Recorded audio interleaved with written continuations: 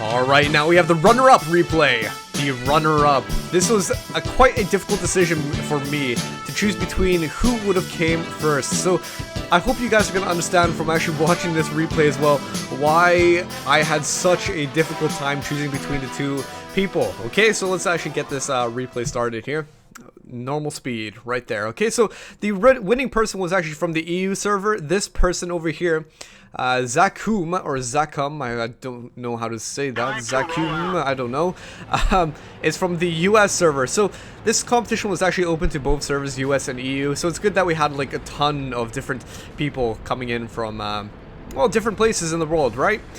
Okay, so he's going to be launching out with his AMX 50 120. Alright, fair enough. And he's also going to be the highest tier of the match, just like the winning competitor in the last video, also the highest of the tiers.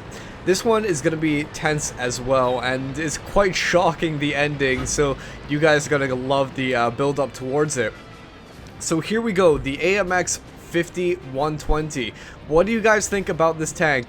The French tanks are definitely very strange. I mean, the lower tiers, they're like these sort of rubber ducky-ish tanks. I mean, they do look like rubber duckies. They're heavily armored, but they don't have the strongest of guns. But when you go onto the higher tiers, on the contrary, they're actually a lot more powerful and just completely different from their counterparts in the lower tiers. So it's kind of a big change when you actually start playing the French tanks like that. But what do you guys think about the higher tier French tanks? I don't know, I have my own opinions. I'm not going to really push them onto you guys, but you know, they are a bit difficult at times to take on. But anyway, doesn't matter. Let's focus on this replay at hand. So what he's actually going to be rolling out with is along the right hand side of the map. He's going to be rolling along the right hand side of the map, past the cliffs and over to the center portion.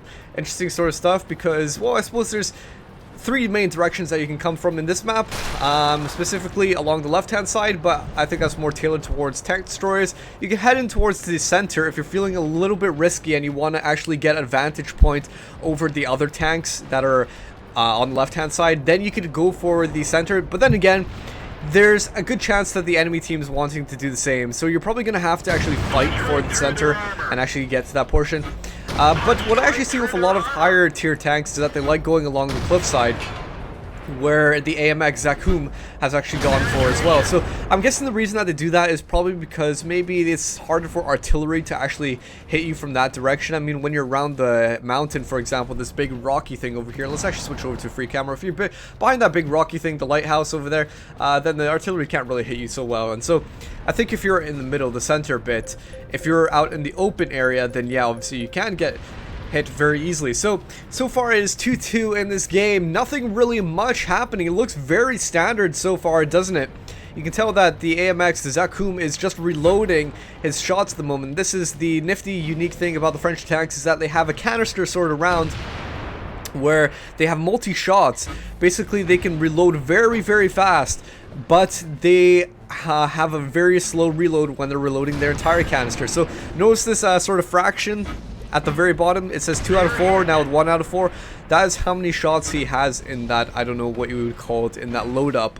And so every time he has to completely refill, then it takes a really, really, really long time. And I think a lot of people actually fail to realize this. I know one of my friends, Sergey, one of my co-commentators on here sometimes, he absolutely hates the French tanks because he says, oh, but they fire so fast, it's imbalanced. Well, to some respect it is because they fire so fast, but at the same time you have to realize that they have such a long reload when they've fired all of their shots in that, whatever that loadout, I don't even know what the term is for that.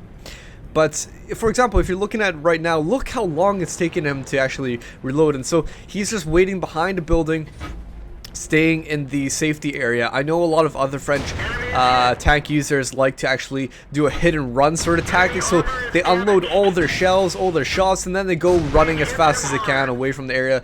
into somewhere more safe, like behind cover, or just run just generally as fast as they can. That's all you can really do, okay?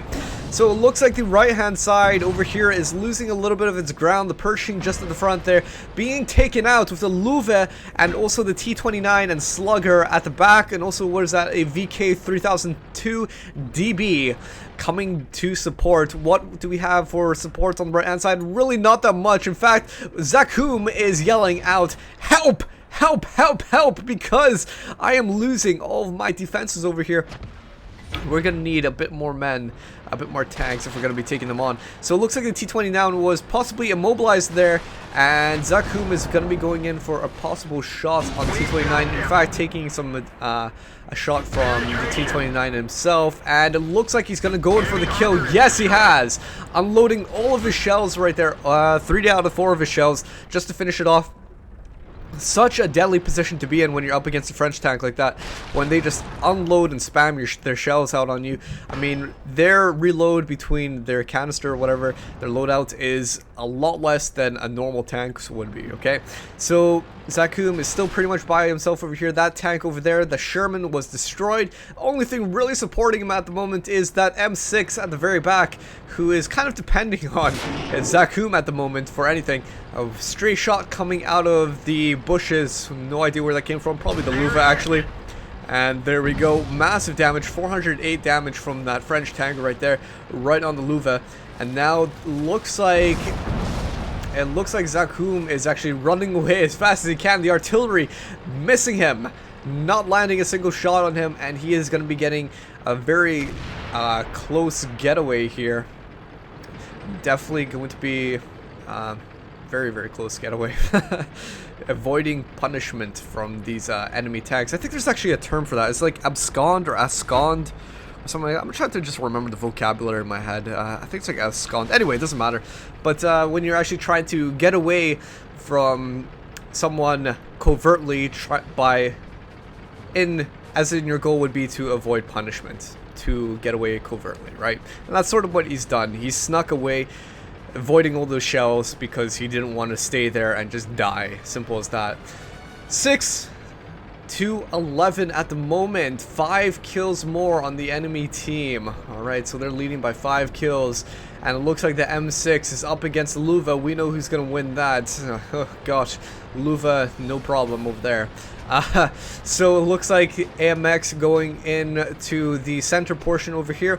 Going to be maybe getting a vantage point over on the enemy tanks, and looks like he's going to be doing that just in a second. You can see that there's a Jagdpanzer IV down at the bottom amongst the village. So he's going to be getting a good shot on him, because look at that Jagdpanzer, not even knowing that there's a tank up here, and boom, gone just like that in 2 shots. Jagdpanzer IV completely annihilated because he was out in the open with the AMX in such a great vantage point up here. Lucky stuff. What we still have left is 2 artillery pieces on Zakum's team at the moment, but they are huddling up by themselves. You can tell over there, they're just huddling up together. They're saying, "Oh God, protect me, protect me." They have no idea where it's going to come from. And Zakum has no idea where they're going to be coming from. Looks like he's just going to be waiting for any possible tanks to be coming from that direction. Because remember, we had the M6 that was destroyed by the Löwe. And so the Löwe is probably going to be moving in. Oh, it looks like M41 destroying the... What's the M41? The other artillery. Destroying the... his artillery on his team. Okay, so all that's left is GW Panther and Zakum over here. 3 kills. Now, again, you might be asking me, where are these kills coming from, Krebs? You told us that was going to be 8 kills minimum. Well, look at it. They're coming on. They're coming on. Leave me alone. Slugger going down with the VK3001P just over there. Good position for, to be in at the moment. Oh, God. I was going to say good position to be in for Zakum, because he can at least dodge the artillery fire and get some cover from it, and that's generally what he's doing. The artillery's having a hard time even hitting him. That VK over there took quite a big chunk out of him. Quite lucky indeed that he wasn't taken out. The Löwe gone, but the GW Panther's still alive. Okay, fair enough. It looks like the Zakum is getting a majority of the kills here. Track going out, and the artillery is raining down. Last position that he really wants to be in at the moment It didn't even look like he used his small repair box, actually. His number 4 ability, as you guys can see, that's hotkeyed at number 4, is his repair toolbox. So I think he must be saving that up for a very desperate moment. I mean, he was immobilized right there, but it got repaired very, very fast, so he must have some good abilities on his crew if they repaired that fast. I think he's only going to use it if, say, something very desperate happens, like his engine is destroyed or damaged or something like that, because the last thing he needs is to be going at half speed or something really slow, right? So he's got 6 kills right now, but still a lot of enemy tanks on the field. Oh my god, what time is this so far? It's been about like 10 minutes thus far into the game. Oh my gosh. And there's still so much to go down. 3 kills that the enemy team is leading by. This one AMX is becoming such a menacing factor on the field for the enemy team. You can just imagine what must be going through their head at the moment, just realizing that, oh my gosh, you know, we are so close to winning this, but at the same time, there's this AMX out there that is obviously very, very useful for the team because he's been killing so many of us. How the hell are we going to deal with it? The obvious and best way to deal with anything on an enemy team is by numbers. So by numbers, I mean what they should do is literally group up. All 5 of their tanks need to travel together, not be separate like the VK at the moment right here, who is just absolutely annihilated. Not like the other tank down there that we can't actually see at the moment. They need to be all grouped up. Even the artilleries. I know it sounds daft, but I think that's the only thing you can do at the moment against such a versatile tank as the AMX over here. So if they could group up all the artilleries, all the normal tanks, and just take this tank out once and for all, that would be their best chance. It looked like the GW Panther just going down and down at the spawn. So still the enemy team leading by 3 kills, but the AMX is closing in because he can tell that his base is being captured. He's looking for some enemy tanks. He's waiting for his binoculars to come on. Are they going to reveal anyone? Doesn't look like it. Oh, and there we go. Oh, the IS actually bringing the pain onto himself. If the IS did not move, he wouldn't have been revealed, but instead being revealed because he was moving around. You know, the only time you should move around is maybe when the enemy is just an artillery piece. Like, I could understand that. For example, if your enemy is artillery, then okay, move. But otherwise, if it's just a normal tank, I think you should just stay still, get behind the obstacles over at the spawn or any wrecks or carcasses you can find, and that's about it. That's what you should do. Okay, so the AMX finishing off the 2 other members on the enemy opposing team, and that is, oh my gosh, really closing the gaps. 9 kills for ZachHoom over here, who is going to be going in for the kills right now. Why do I have to do it all? A sad smiley face coming down from him. I don't know. That's just sometimes what happens. You're put in an unfortunate position. It's so damn stressful. I know what it feels like. But at the same time, if you're successful, I suppose it's one of the most gratifying things. You know, ZachHoom is actually really, really lucky he's in an AMX at the moment, because that advantage that he has with the speedy shells, I mean, he's completely refilled at the moment. That advantage of the speedy shells just means that he's going to have a great opportunity to finish out these artillery pieces very fast if he actually comes down to it. Now it's 2 minutes and 14 seconds. The time is going down, down, down. Gotta see what's going to be coming out of this. Obviously, if they don't finish each other off, it's going to come down to a draw, but a draw is literally the last thing that we want to see.